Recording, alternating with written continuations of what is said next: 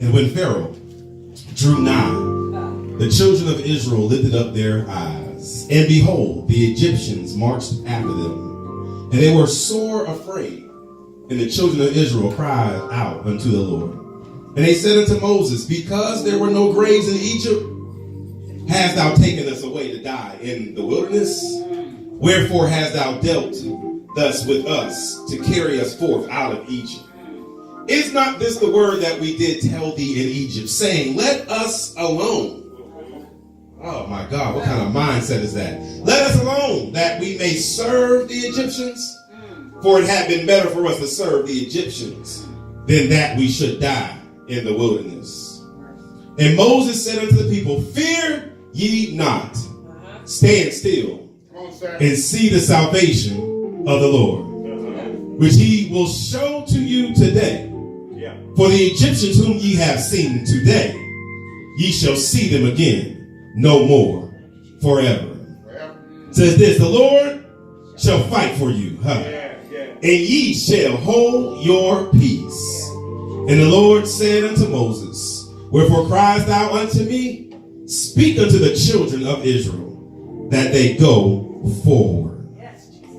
Come on, somebody. Somebody say, speak unto the children of Israel that they go forward. Before you take your seat, go ahead and just talk to your neighbor today. Let them know you're going to learn today. Find one more person and say, you're going to learn today. Go ahead and have your seat.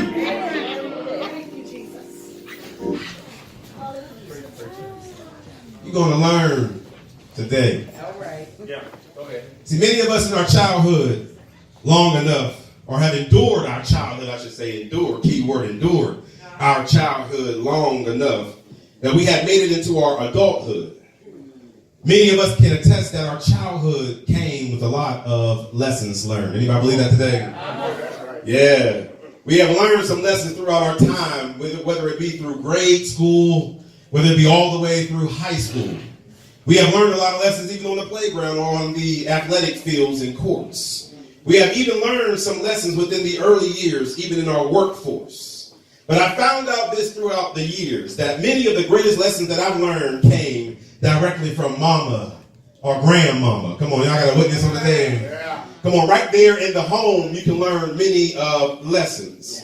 See, it was these lessons that were taught, whether you wanted to learn them or not. Come on. it was in those times mama asked you once, and just when you thought you could get away with ignorance, mama would let you know you're going to learn today.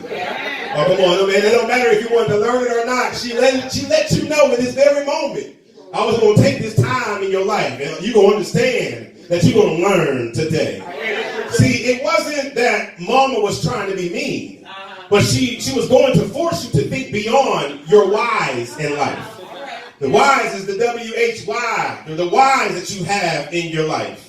And many a times, it's the whys in life that hold us back because we are not truly seeking an answer. There's comfortability in not knowing, because that comfortability breeds the normality of lacking accountability. Okay, I tell you that one more time. It's comfortable sometimes in being ignorant to some things because we get comfortable not knowing, because if we don't know, we don't have to be accountable to them. Oh, come on, somebody. And it was mama and big mama that made sure that you weren't going to be ignorant throughout this lifetime.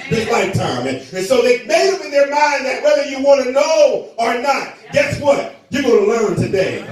Oh, yeah, come on, somebody. There's some rules, there's some things that's not going to happen. There's some things you got to understand that I won't let fly. Not in this household. Come on, somebody. That's why the church said that. As for me in my house, we won't serve the Lord. So whether you want to do it or not, you will learn today. So guess what? Bump up against me, guess what? You're going to learn today. You want to argue with me, guess what? You're going to learn today.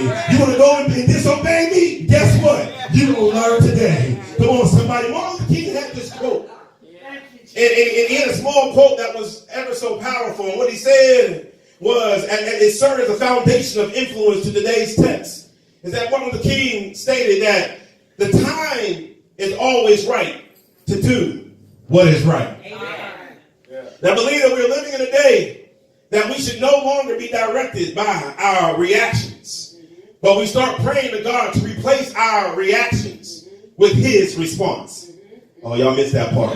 See, a lot of times that when things go on today and it goes on against us, flesh begins to try to rise. And if you let flesh begin to rise, you then begin to alter into your reaction and not into his response. See, when somebody does something against me and they offend me so much and I get upset, my reaction says I need to make, my hand should just get a little bit loose, a little bit here, there, and the other. My hand, I gotta go get control every now and then. But my response says that I'll bless those who curse me. Oh, come on, somebody. And when I have a reaction about how I feel sometimes, how I feel wants to go ahead and tell you all, because I didn't want you to start with me at 7:30 in the morning this morning. But my reaction says tell you all. But my response says I may need to pray just a little while longer. Come on, somebody. You got to get into a place in your life that you got to be able to say, you know what, God, replace my reactions with your response. It's not out of season for you to be able to do the right thing. Somebody say, do the right thing. We see in the text that when Pharaoh drew nigh, the text says, and when Pharaoh drew nigh, and when Pharaoh drew nigh. This seemed like much of a predicament. That we make it out of a circumstance. And before we can even get comfortable, here comes the last circumstance coming back to take ownership over us. Come on, somebody. We thought that we got away from the Pharaoh.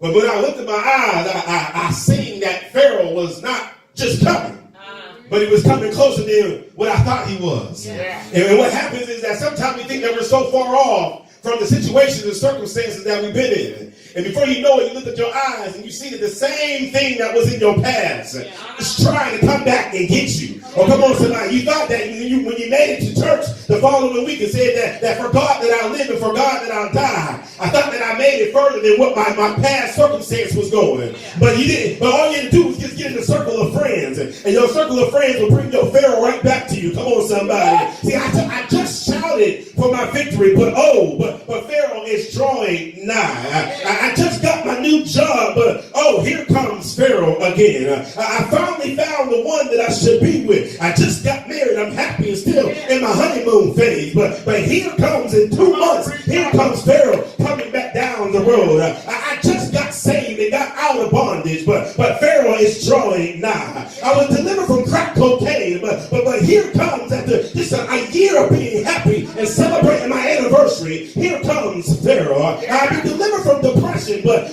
Pharaoh is drawing nigh. I was free from my prison cell, but here comes Pharaoh. Has anybody ever felt that, like the children of Israel, that you just got delivered from the place of bondage? You just left your Egypt, but then you lift up your eyes, and here comes the same thing that you were dealing with for so many years. I don't know about you, but it gets to a place in time that you're trying to escape your history, you escape your past, you escape your pharaohs, escape your Egypt. But have anybody else ever been in a situation that you thought that you was far off and you wanted to get past your circumstance, but here comes your circumstance.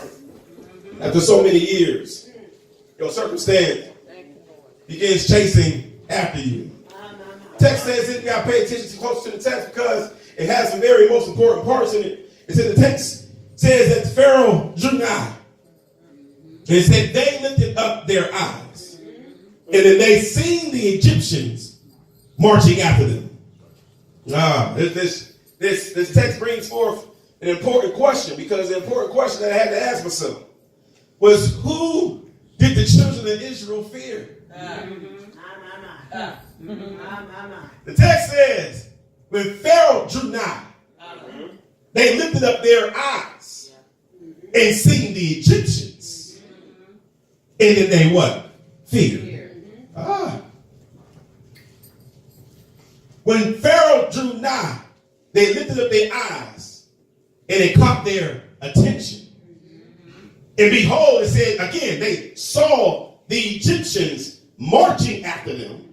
And it said what? They were what? Sore afraid. Oh, come on, y'all can't miss this. Their oppressor got their attention, but they feared the Egyptians who represented who they were. Oh, come on, y'all. Don't miss that one more time. It's one thing to notice the oppressor in your life. It's another thing to see yourself oppressed. What it was is that even though Pharaoh was on his way, it was the Egyptians that they feared. Why did they fear the Egyptians? Because the Egyptians represented who they used to be. Oh, don't miss it right here. He said, I understand that when I see my old self coming back to me, and I begin to be fearful because it reminded me of who I was. It reminded me of the struggle that I was in. And anybody ever seen something that became nostalgic in their life and said, I don't even want to be nowhere near that because it reminded me of my dark days, it reminded me of my broken days, it reminded me of my past days, things I don't want to be no more, things and places I don't want to go no more. But it's something about when the Egyptians try to come back into your life. The Egyptians reminded them of who they were just moments ago. It reminded them of who they were before Moses began to speak on their behalf. It reminded them of what the bondage that they was in. It reminded them of what was the shackles that was on their bodies. It reminded them of who they were, the past that they had, the habits that they had, the addictions that they had, the issues that they had, the pain they had to endure. It reminded them of who they were. And isn't that just like the enemy? The enemy will come and get your attention because of your oppressor and begin to put the Egyptians back into your life. To let them know that you are not what you think you are, but you definitely are who you used to be. Come on, somebody. But Paul said something that was great. He said that I may not have gotten this thing together, I may not have apprehended this very thing, but one thing that helps me the most is that what forgetting those things which are behind me and press forth for those things which are before. I may not be where I want to be, but I thank God that I am not where I used to be. I don't know about you, but you may not have made it into your promised land. You may not have even went through the wilderness, but one thing for sure, you are no longer Egyptians. You are no longer in bondage because God brought you out and made an exodus out of your past. You may not have gotten to the promise that's in your life, but thanks be to God that you are free from Egypt. You are high five your neighbor and say, we free from Egypt.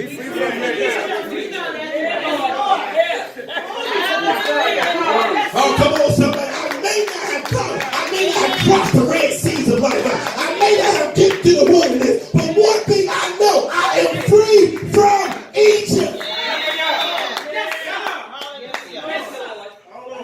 I'm free from Egypt. That part right there to shout because so long Egyptians come to your mind and try to make it's like the crabs in the bucket. If I can't get out the bucket, you can't get out the bucket. If I can't get out the ghetto, you can't get out the ghetto. If I can't get over racism, you can't get over racism. If I can't get out of poverty, you can't get out of poverty. I came to let the devil know today that guess what? My Egypt is in my past. So we see that there were more scared of seeing who they were when they were in bondage than seeing the one who kept them in bondage. They feared because those Egyptians that were coming after them represented who they were when they were bound. I come to let you know that God, we do sing a song, matter of fact, it was our theme on last year in the outdoor revival, that God has came to break every chain. He came to break every chain. Every chain of bondage. God said, I'm coming to break it off of you. I don't care that you smell like Egypt. I can deliver you from the smell of Egypt. I don't care if you look like Egypt. I can deliver you from the look of Egypt. God said, I'll come to deliver you out of everything that Egypt had on you. Now, in fact, that's not just your outward appearance, but guess what? That's everything Egypt did to you on the inside. Come on, somebody. That's the reason why they were complaining, moaning, and complaining. Because even though they were free physically out of Egypt, they weren't free from the Egyptian mindset. Come on, somebody. But that's a whole other message. Let me keep going. That's what happens to the enemy will send a reflection of the worst of you. And make you believe that you are nothing greater than who you were when you were bound. You know how the enemy talks to you. You can run yourself out of Egypt, but Egypt won't run itself out of you. Come on, somebody. Y'all know how y'all used to say back in the day. You can move out of the projects, but the projects won't move out of you. You can move out the hood, but the hood won't move out of you. Come on, somebody. And Pharaoh came to let them know that you can get yourself out of Egypt, but Egypt is on the inside of you. I come to let you know right now that we serve a God that will deliver us, because it said those who are in Christ are what? New creatures. Old things have passed away, and behold what? All things become new. That means that Egypt on the inside and the outside I can be delivered from. Come on, somebody. Doesn't matter the residue that's in your life, no matter what the thing that's trying to come back and reflect of your past self, God said, I will make you brand new. Behold, God will do a new thing. Come on, somebody say a new thing. They feared the representation of who they were more than Pharaoh himself, because there was nothing worse than who they were when they were in captivity. Right now. See, when the devil comes to manipulate your mind, he makes you begin thinking according to his imagination instead of according to God's reality. Yes. What does that mean is that nothing the enemy can ever put on you can ever become real. God, don't miss that part. I couldn't help you out. That right there can give you life right there. Nothing the enemy can think about you can ever become real. What happens is that when you be, only way that a lie can never kind of seem real and have an effect is that if you make it real. That's right. I used to tell kids, they say, why did you fight? They talk about, because they call my mama a B. I'm like, well, is she? No, then so what? Amen. You made that real. That was their imagination of your mother.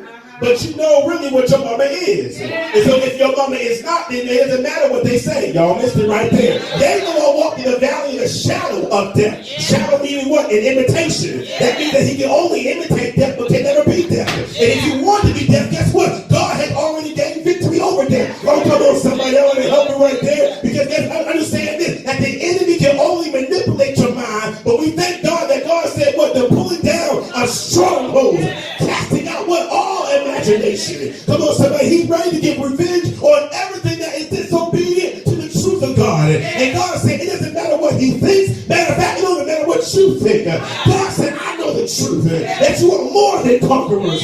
Come on, I know the truth. That you can make it out of nowhere. I know the truth. That I brought you out of your dark days and brought you into the motherland. Matter of fact, if you were dark, guess what I can do? I can look into your darkness and still see light. And separate your light from your darkness and say, let there be. And say what? It was good. That means even if you go through your dark days, guess what? I can still see goodness in you. Even though you go through your bad days, guess what? I can still see goodness in you.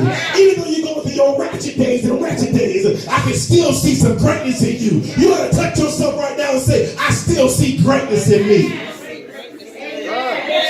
My dad said something very important, that you can understand and believe that you are greater than what you believe. Yes. Thank you, Lord. Thank you, Father. We walk on this earth, we go through so many trials and tribulations.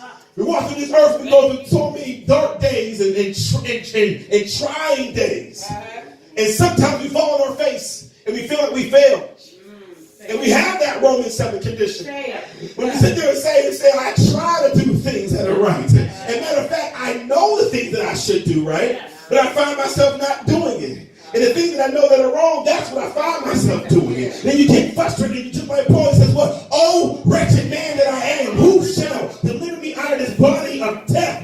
And you get to that place in time where you feel that you are less than what you believe. But greater is he that within me than he that can ever be in the world. Anything that can try to confuse my mind, you have to understand that God still brings you out to be greater. Every time that you may have fell on your face and tripped over barriers and tripped over your hurdles and fell into the ditch, God is still saying there is still greater in you. Yes, you came out of Egypt, but you still got greater. Yes, you was in bondage, but guess what? Greater is still over you. Yes, you may have been in a rough place, but guess what? Greater is still over you.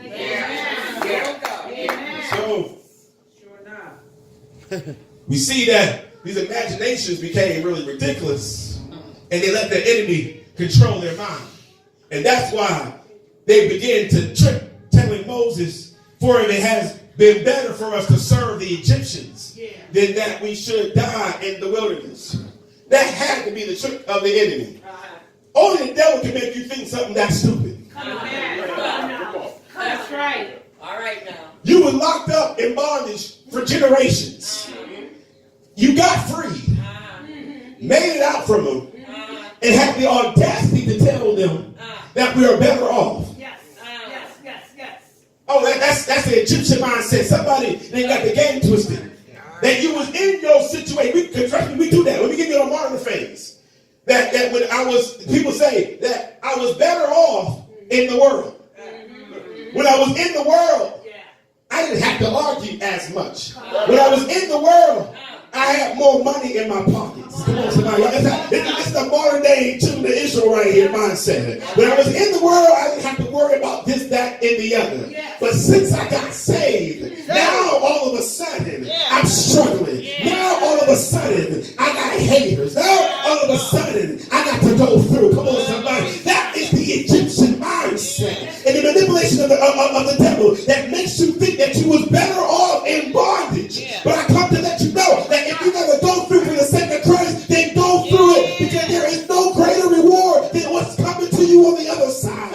So if I got to go through my wilderness, and I'll go through my wilderness, because guess what's on the other side of my wilderness? The promised land. Come on, somebody. If I got to go through the struggle, if I got to swim through the Red Sea, if I got to defeat my enemy that's trying to fight me, I'll go through the war, I'll go through the struggle, I'll go through the pain, because guess what? There's glory on the other side. I don't know about you, but I thank God for my struggles, because I understand that after my struggles, there comes victory. After my pain, there comes victory. After my situation and circumstances, there is the glory.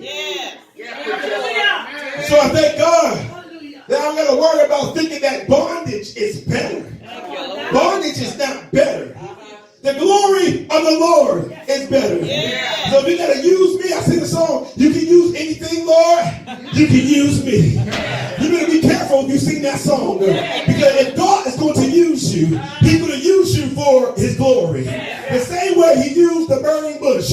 You may have to go under fire, but if you think long enough, you will understand that even though you was on fire, you was not consumed. Come on, somebody. God will put you in a fiery circumstance. He will put you in a fiery circumstance and situation. But understand this, just like the Hebrew boys, you may go through the fiery furnace, but you'll come out without effect. Come on, somebody. I won't smell like what I've been through. I won't look like what I've been through. I won't feel like what I've been through, because God has been so good to me. That's why he said, when I can think back over my life and all the things that he brought me through, I still have my joy, because, oh my God, weeping may endure for a night, but joy comes in the morning. I may have to go through my nighttime. I may have to go through my midnight hour, but I understand that joy is on the other side. You want to encourage your neighbor right now and say, joy is on the other side. So, the clothes say that they had this stinking thinking. Stinking thinking mentality. And they thought that they were better. And Moses had to stand up and let them know, you're going to learn today. He had to pray and consult God, but when God began to talk to him, he said, let him know, you're going to learn today. And so Moses stood up and said, fear ye not. He wanted them to know that you don't have to fear what's coming from behind. You don't have to fear what's trying to stop you. You don't have to fear what's trying to destroy you. You don't got to run. You don't got to panic. But he said, what? Just what? Stand still and see the salvation of the Lord. Because understand that what's behind you is behind you for a reason. Because what's behind you will never get in front of you, and it will never catch you up. But I know how crazy it may sound, but understand you're going to learn this lesson today. So he said, stand still and see the salvation of the Lord. What does salvation mean? It means preservation or deliverance. You missed your third time to shop right there. It means preservation or deliverance from harm, ruin, or loss. God says, as crazy as it may seem, you don't have to go anywhere, because you're going to learn today that I am God. If you didn't understand when I delivered you from the mighty hand of the Pharaoh, I'm going to show you one more time that I am God. Matter of fact, I'm going to show you one more time that I am that I am. Come on, somebody. God just told me to let you know that you have no reason to fear, because everything that the enemy is about to throw at you, he said, I will not only preserve you, but I'm going to deliver you. You may have to endure for a little while, but I'll preserve you in the midst of your endurance. You may have to be uncomfortable for a little while, but I promise you, it won't look like what you've been through. You may have to go through for the fire for a little while, but I'll never leave you nor forsake you. You may have to cry in the midnight hour, but understand this, in the midnight hour when you wake up, you will never lose anything. You may have to cry and cry and cry again, but understand you will still have your joy. You will still have your strength. You will still have your favor. You will still have your power. You will still have your your mind. You will still have your peace. You will still have your anointing.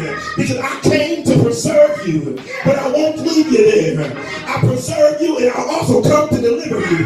Deliver you out of your doubt. Deliver you out of your fear. Deliver you from the hands of the enemy. Deliver you out of your toxic relationships. Deliver you out of your homosexual lesbianism. Deliver you out of your whoremongering and fornication. Deliver you out of your lying and cheating. Deliver you out of your suicidal thoughts. Deliver you out of your homicidal thoughts. Deliver you out of your depression. Deliver you from your broken heart. Deliver you what's binding you. Deliver you what's from chaining you. Deliver you what has gotten you stuck.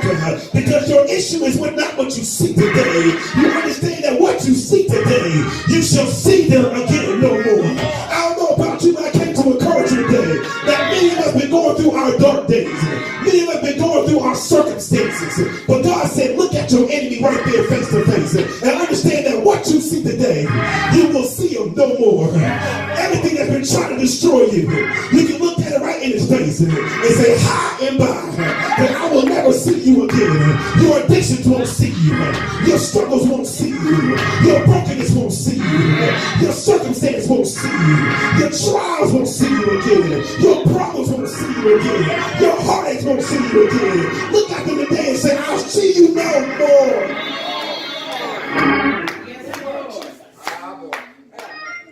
I see you no more. He's trying to help them understand that I understand this circumstance has been on your back for quite some time. I understand your issue is trying to come back and haunt you. But just because your issue is trying to make a cameo appearance into your future, you got to understand that you are no longer your issue. Your issue does not define you. Matter of fact, you ought to stand up and say, you know what, I do have a name. I'm not the woman just with the issue of blood. I'm not the man that just was blind. I was not the man that just had a name. But I got a name. And my name is victory. My name is conqueror. My name is overcomer. My name is, oh glory, come on somebody. My name is peace. My name is strength. My name is power. I'm not my ailment. I'm not my past. But I got a name that the Lord gave me. I went from Abram to Abraham. I went from Saul to Paul. Come on, so I went from Jesus, from Jehovah and my master. Come on, so because God gave me a name. He gave me a name from sickness to heal. He gave me from disease to deliver. Come on, so he gave me from victim to victor. He gave me from trial to triumph. He gave me from misery to ministry. I have a new name. If we got any witnesses in the house, you understand to your feet and say, I got a new name. A new name thrown in my home. A new name in my mindset. A new name in my heart. I got a new name. And my name is giving me the victory. Victory in my home. Victory in my household. Victory into my marriage. Victory on the job. Victory in the community. Victory in the city. Victory into the government. Victory into this country. God has given us the victory over every situation that's trying to harm us. Victory over our workplaces. Victory over our darkness. Victory out of the valley to the mountaintop. Somebody say, my name is victory.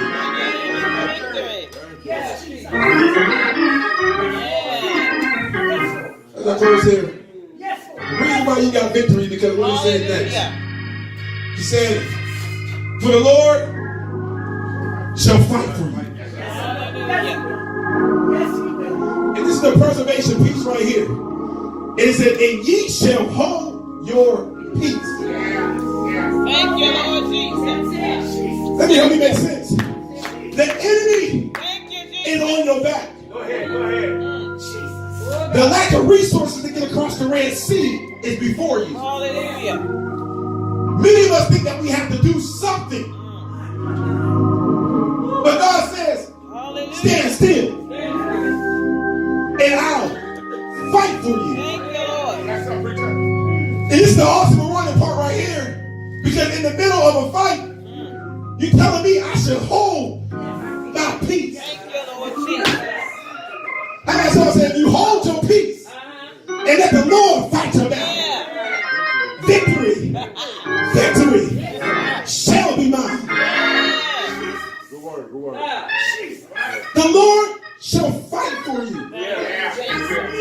Don't let folk make you upset. My Lord Jesus. Because God just wants wants you to stand still. You ain't got to go on Facebook and tell somebody off and throw some subliminary shade. You ain't got to write a letter to somebody's boss and write a letter to them yourself. You don't got to send a text message or a video chat telling them off. All you got to do is stand still. Somebody got to stop. They own stuff and say, I need to stand still. Thank you, Jesus. Thank you, Lord. That is the formula to preserve your peace. That if you stand still, I'll move. That's what I'm saying. If you stand still, I'll move. Lean out into your own understanding. But in all your ways, acknowledge Him, and He shall direct your path.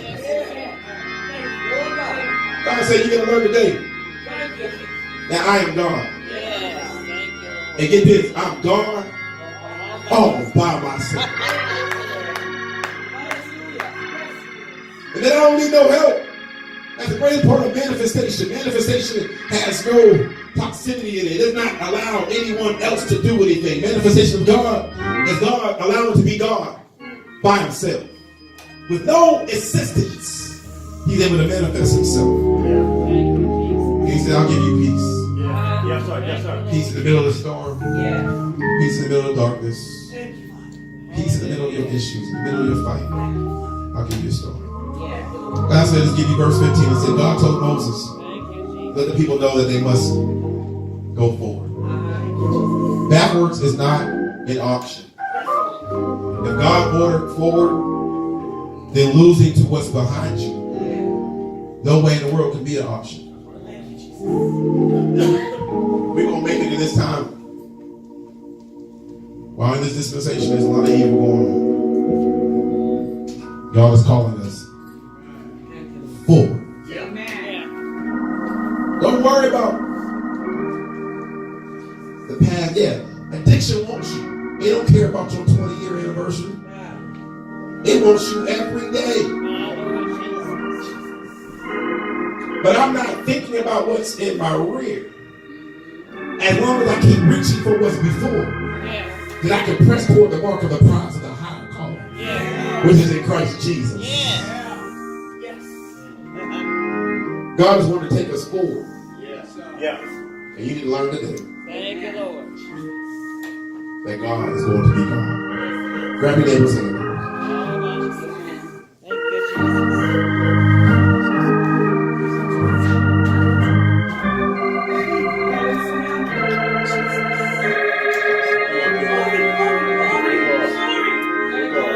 You need to pray for your neighbor right now.